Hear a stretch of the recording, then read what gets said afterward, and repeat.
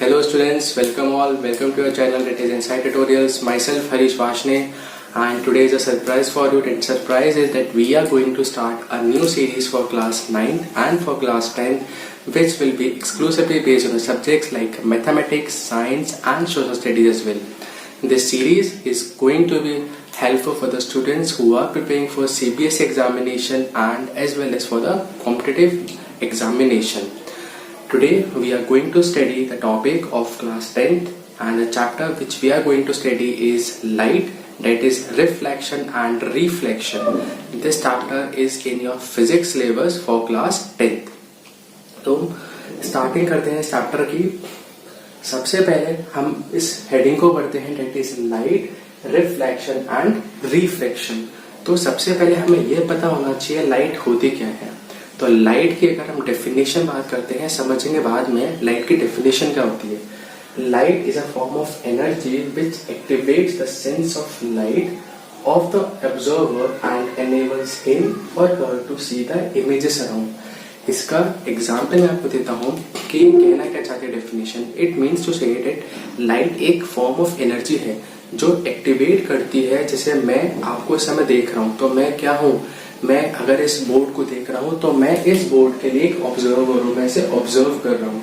तो ये एक लाइट एक फॉर्म ऑफ एनर्जी होती है जो एक्टिवेट करती है एक सेंस ऑफ लाइट को किसके अंदर, ऑब्जर्वर के अंदर, एंड उसी की वजह से हम अपने आसपास की जो इमेजेस हैं उनको देख पाते हैं। जैसे कि मैं इस समय इस बोर्ड को देख पा रहा हूँ just because of light, and अगर मैं यहाँ पर अपनी लाइट ऑफ कर देता हूँ तो मैं कुछ नहीं देख पा रहा हूँ।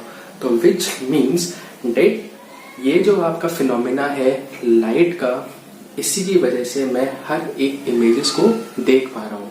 आप अपने मोबाइल की स्क्रीन की अगर ब्राइटनेस कम कर देते हैं तो आप इमेजेस को सही से नहीं देख पाते हैं। आप ब्राइटनेस इंक्रीज करते हैं तो वो क्या है, एक तरीके से आप लाइट जो वहां से रेडिएट हो रही है आप उसको इंक्रीज कर रहे हैं। नेक्स्ट डेफिनेशन आती है रे। रे क्या है, जो लाइट है वो ट्रेवल करती है सोर्स से एक स्ट्रेट लाइन में। सबसे पहले सोर्स क्या होता है, देखिए जैसे एक आपका एलईडी बल्ब है ना, ट्यूबलाइट है, तो एक सोर्स ऑफ लाइट है, मतलब वहां से लाइट का ओरिजिनेशन हो रहा है, तो उनको बोलते हैं सोर्स ऑफ लाइट। तो रे क्या हो गई, जो लाइट है वो आपकी स्ट्रेट लाइन में ट्रेवल करती है, कहां से, एक सोर्स ऑफ लाइट से, इसी को हम बोलते हैं रे। एंड इसी फिनोमिना की वजह से हम दो जो फिनोमिना है that is reflection and refraction, इनको एक्सप्लेन कर पाते हैं।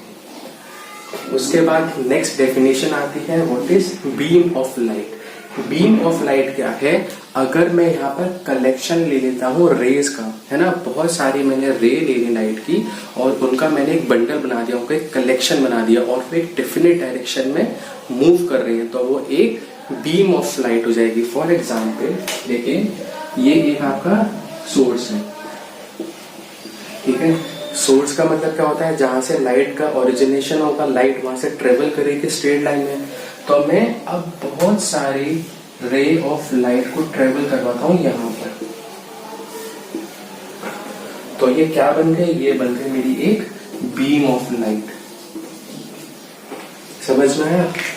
इसके बाद नेक्स्ट हमारा है जो लाइट है, इसके डुअल नेचर है ना। डुअल नेचर का मतलब है कि लाइट के दो नेचर होते हैं, एक होता है पार्टिकल नेचर एंड एक होता है वेव नेचर। ये वाला जो टॉपिक है आप अपनी हायर क्लासेस में अच्छे से पढ़ेंगे, बट थोड़ा सा आपको हिंट दे देता हूं मैं। जैसे कि जो पार्टिकल नेचर है, देखिए नाम ही क्या है, पार्टिकल नेचर, तो मतलब लाइट को हम एक पार्टिकल के रेस्पेक्ट में एक्सप्लेन करते हैं। वेव नेचर का मतलब है हमने ये एज्यूम कर रखा है कि लाइट एक वेव की तरह मूव करती है। पार्टिकल नेचर की वजह से हम डिफरेंट जो फिनोमिना हैं, जैसे अगर आपने सुना हो फोटो इलेक्ट्रिक इफेक्ट, है ना, या फिर थोड़ा आसान भाषा में कहूँ तो सोलर सेल्स की वर्किंग हो गई, या फिर सोलर सेल जिस फिनोमिना पे वर्क करते हैं हम उनको एक्सप्लेन कर पाते हैं आपके पार्टिकल नेचर की वजह से। किसके, पार्टिकल नेचर ऑफ लाइट की वजह से।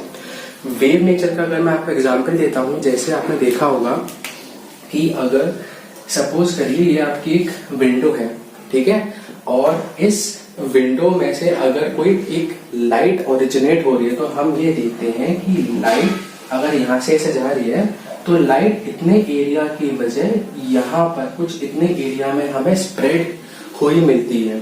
तो ये जो फिनोमिना है कि जो लाइट का एक्चुअल मूवमेंट क्या होना चाहिए था, लाइट इस वाले पार्ट तक हमें ऑब्जर्व होनी चाहिए थी, मतलब इतने एरिया में हमें लाइट दिखनी चाहिए थी, बट हमें इतने एरिया में लाइट दिख रही है। तो इस फिनोमिना को हम एक्सप्लेन करते हैं वेव नेचर ऑफ लाइट से।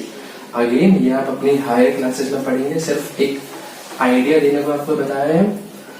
उसके बाद हम आते हैं अपनी फर्स्ट टॉपिक पर, that is reflection of light.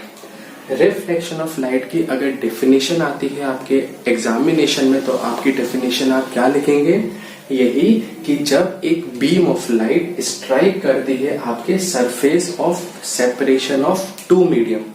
अब यहाँ पर surface of separation of two medium से क्या मतलब है, जैसे अगर मैं आपसे कहूं ये एक मेरा एक सरफेस है, ठीक है, तो ये सरफेस इन दोनों पार्ट को डिवाइड कर रहा है, तो ये क्या होता है, ये हो जाएगा मेरा surface of separation of medium.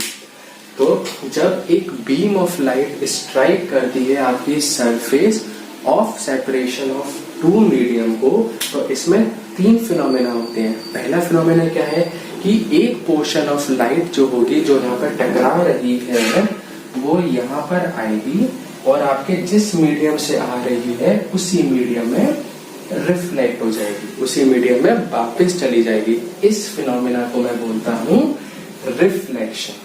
ठीक, दूसरी चीज क्या हो सकती है, दूसरी चीज ये हो सकती है कि एक पोर्शन ऑफ लाइट आपका दूसरे मीडियम में चली जाए, इसको हम बोलते हैं रिफ्रैक्शन। मतलब लाइट आपकी दूसरे मीडियम में ट्रांसमिट हो रही है, दूसरे मीडियम में पहुंच रही है।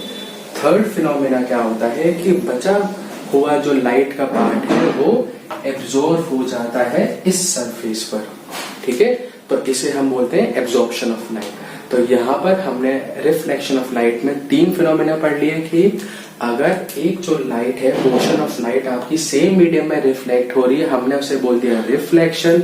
एंड अगर दूसरे मीडियम में ट्रांसमिट हो रही है, हमने उसे बोल दिया रिफ्रैक्शन। और अगर उस सरफेस ऑफ सेपरेशन पे एब्जॉर्ब हो पा रही है, तो हमने उसे बोल दिया एब्जॉर्प्शन। उसके बाद हम यहाँ पे लिख सकते हैं कि जो मेरी टोटल इंसिडेंट लाइट है वो क्या हो जाएगी, reflected light plus refracted light plus absorb light. और ये हम किसकी वजह से लिख पा रहे हैं, according to the principle of conservation of energy. Principle of conservation of energy क्या होता है, विच स्टेट्स दैट कि energy can neither be created nor be destroyed. मतलब आप जितनी एनर्जी आ रही है उसे आप कंजर्व रहेगी, वो जितनी भी एनर्जी आपकी आ रही है, ना आप उसे डिस्ट्रॉय कर सकते हो ना उसे आप क्रिएट कर सकते हो। तो यहीं पे हम अपना एक क्लास कंप्लीट करते हैं। Stay tuned for further lectures. Thank you.